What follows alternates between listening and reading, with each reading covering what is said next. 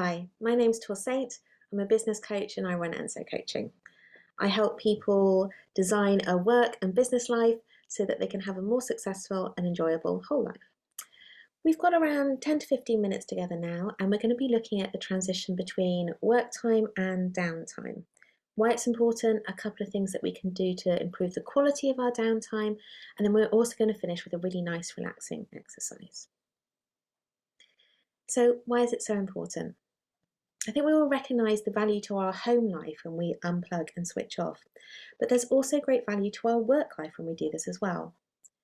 Having the mental and physical recovery time in our after work hours is absolutely crucial in maintaining our energy and focus when we are working. If you're finding that your work day is blending into your evening, maybe some of those work thoughts are blending into your evening, then the likelihood is that you're finding it harder to relax and you're probably going to be feeling more tired and stressed the next day. We all know and recognise this, don't we? But it's hard to know what to do at the time, and the thing is, actually, in the moment, sometimes you just end up working later, don't you? The thing is, though, when we're working later, it's unlikely that we're getting any more done. Longer hours do not mean more productivity. In fact, usually quite the reverse. The reality is, if we're having an intense and long working day today, tomorrow we're going to find a lot of stuff a lot harder. We're going to feel more stressed, a complex task is going to be more difficult, maybe we'll send a bit of a snipey email to someone. We're not going to get what we want done, so we're probably going to end up working late, and so the cycle continues. I'm sure you all recognise that. The problem with this, though, is we're not looking after our most precious business asset, which is ourselves. The truth is, if you're not functioning well, your business isn't going to be able to function well. So I'm going to invite us all to do our future selves a favour and start thinking about how maybe we can just start to improve the quality of our downtime to make that better and more enjoyable for ourselves. I'd like you to start thinking about your work energy as a rechargeable battery. So when you have your work day and you use up all of that battery, if you're not recharging that overnight and you go to start work the next day, then you're running on empty. But if you recharge it, then you've got the energy to start over again. Quick note here. I totally recognise that we all get those sometimes periods of really intense days. I certainly used to have them with trade shows.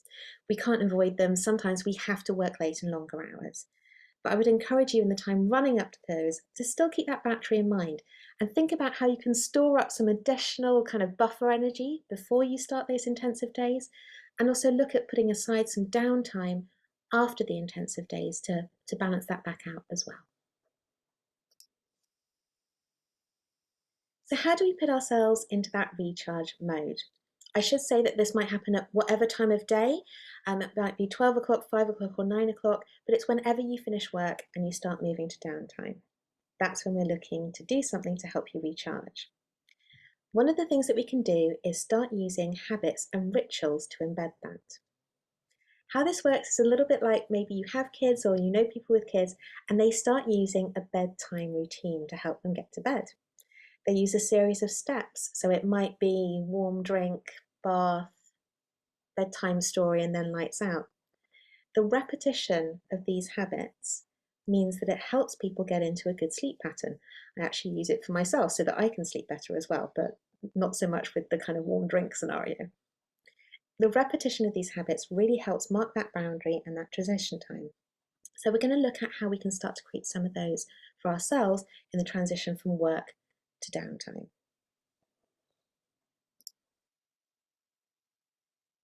So the initial couple of steps are going to be around about winding down that workday. So there's a couple of things that can help you with this.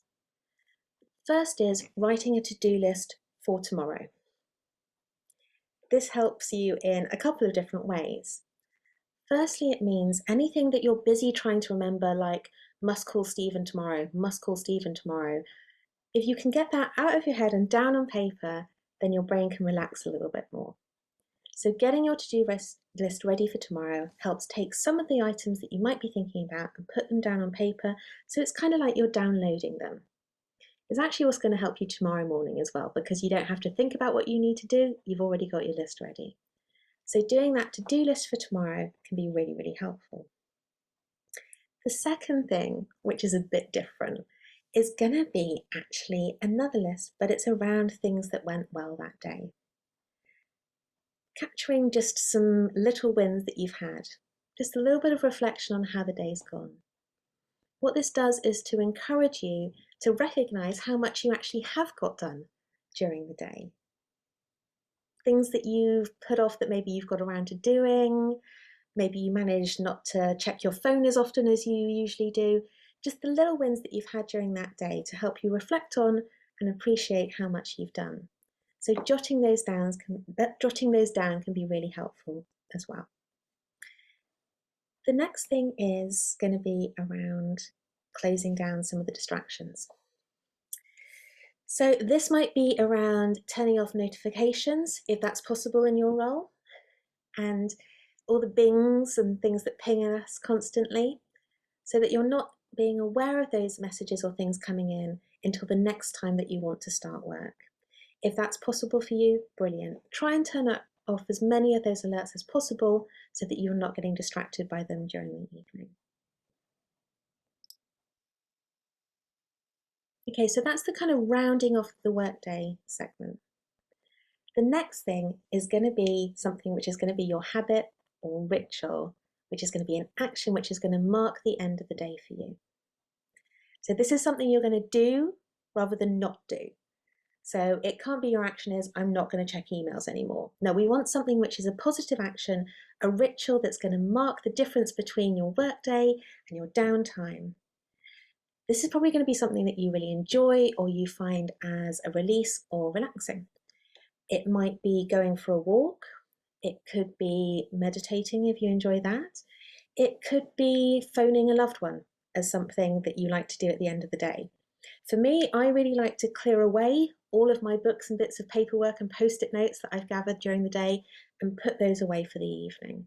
So it could be a physical thing that you're doing as well. It might be that you mark the end of your day by setting an alarm with a piece of music that comes on when you finish your day that you really enjoy and makes you laugh, makes you want to dance, or perhaps you find incredibly relaxing and it chills you out. It may be you want to end your day by sort of having a bell and ringing that bell to sound out that the day is done. It could be having a particular cup of tea, anything that is something that you feel is going to be really easy, and that's the important part, really easy for you to be able to incorporate it each day as your little ritual that you're going to use. So have a little bit of a think about what that might be. And I'm just going to pull up a summary slide of all of the different elements that we've spoken about. So you should be able to see the screen now with our 5, 4, 3, 2, 1 of getting to the recharging stage.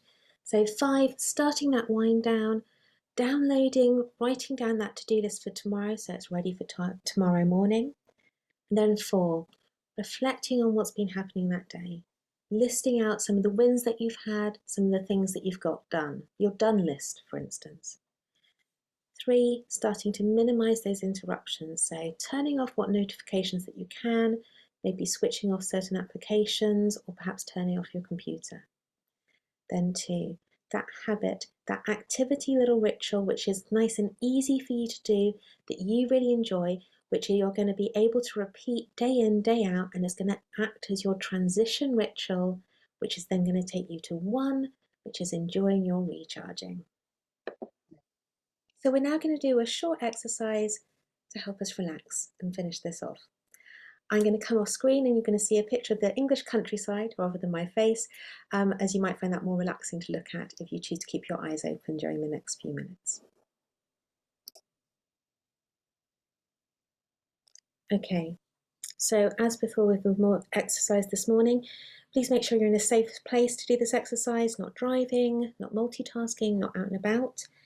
Also, if you have any medical conditions which can be affected by mindful exercises or breathing exercises, please just skip this. I want you to do what you know you are safe and happy to take part in. Also, if at any time you feel physically or emotionally uncomfortable, simply stop the exercise. Okay. So I'd like you to get comfortable in your chair and relax. If you feel comfortable, close your eyes. If not, please gaze at this image or somewhere else within your environment. Take a deep breath.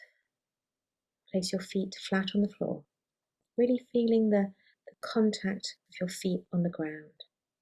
And take a nice deep breath. So I'd like you to start by focusing on your toes and your feet. Maybe scrunch your toes up and then release them. And now relax your ankles. Similarly with your calf muscles, maybe tense them and release them.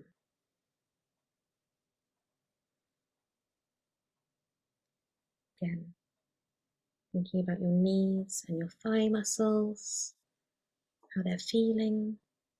If you want to, tense and release the muscles. Remember, any thoughts that come up, just let them float up and away and relax again.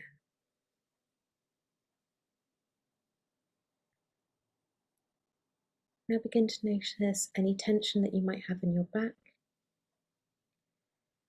Breathe deeply in. As you breathe out, slowly relax and release any tension you have in the back. Take a nice, deep breath.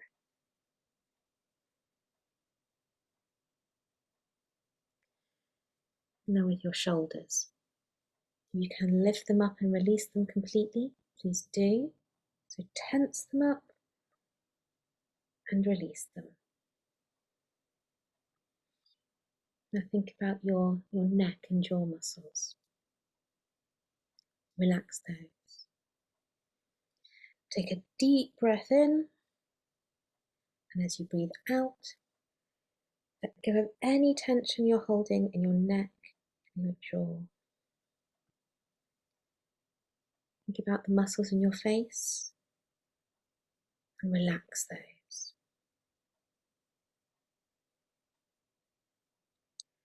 Finally, thinking to the top of your head and breathe. If you'd like to hunch your shoulders up one last time and release, please do so. Do that breathing in and tensing, and then breathing out and releasing. Slowly sinking down, feeling the weight of your body in the chair.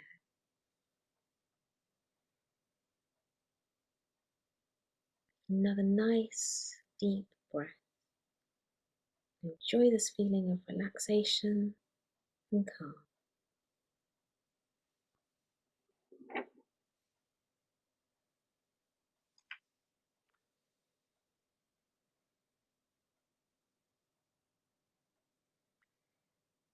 Now I'd like you to slowly bring your attention back to the room,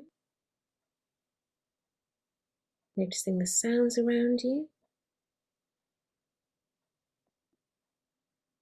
feeling your body on the chair, your feet on the floor.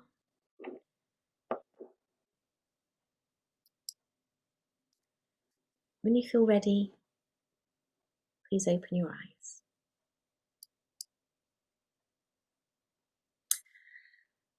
I hope you found that relaxing. Thanks for spending this time with me. I hope that's been a few ideas which might be helpful for you, and I wish you a very relaxing evening. Goodbye.